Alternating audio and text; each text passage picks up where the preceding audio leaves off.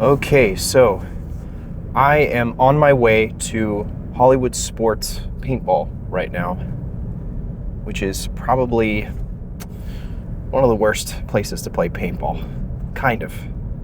Mainly because, I don't know, some of the people that go play there, not the coolest people to play with, but I guess like anything that you try, you're going to meet some good and some bad apples anyway, but that's not the important part. If I play with anyone at all, that is a major victory in my book because I haven't played in months, and to be honest, I miss it a lot. And I live so close to the park that I might as well just go there because paintball is already an expensive sport to begin with. That the idea of driving out to Timbuktu every Saturday and dropping hundreds of dollars on paint is just, well, it's not my budget.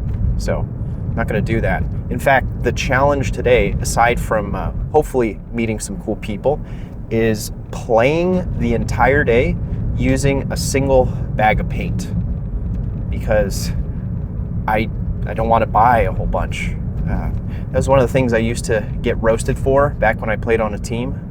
I was the guy who didn't bring enough pods and the guy who never shot his gun, which obviously that's an exaggeration. I would shoot, it's just that it never really reached the ability to ramp because I fired so infrequently. And that just came from a habit of wanting to conserve as much as possible, which ironically is one of the things that I think would allow paintball to grow more, because if you go online and you look at any clip that's popular, paintball, that's gone viral, most of the comments are talking about how pros just dump paint. And I mean, that's what it looks like, right? Now, if you're a player, you totally understand why this is the case. You know, in order to prevent people from moving, you have to shoot at a certain rate and at a certain angle between bunkers so that players can't progress up the field. But I think there's two issues with this. One, it's not very fun to watch for the average noob who doesn't understand paintball, right? It's just like, why am I watching someone full auto, so to speak, you know? And the second issue with that is, while it is the means by which paintball makes its money, you know, they're just selling globs and globs of paint, it's not exactly practical for new people that are getting into it because the barrier to entry is so high that, you know, it just doesn't make sense. Which some people will argue paintball is a luxury sport. It's not about being able to go and play pickup ball like you can at the park with a basketball. But for me, I think, why not? Why can't it be that way? I mean, that's how I treated it for 4 years. I got myself a membership. I slowly accumulated gear over time, and I would just go to the field and play, right? I mean, it was still kind of inconvenient, you know.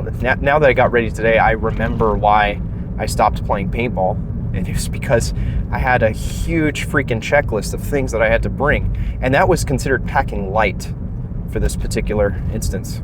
So there's a lot that goes into it, and you know, I guess a part of me sort of enjoys the process. Maybe not every weekend, but it's kind of cool. But yeah, those are just some of the thoughts that came up, the barriers of entry that people have to deal with. Because, you know, I love paintball at the end of the day. I just contradicted myself like 3 different ways. And I want to see more people get involved in it because I think it's a really great activity. It's great for team building, great for dealing with pressure. So anyways, I'm at the park. I'm going to call it there. I'll talk to you guys on the next one.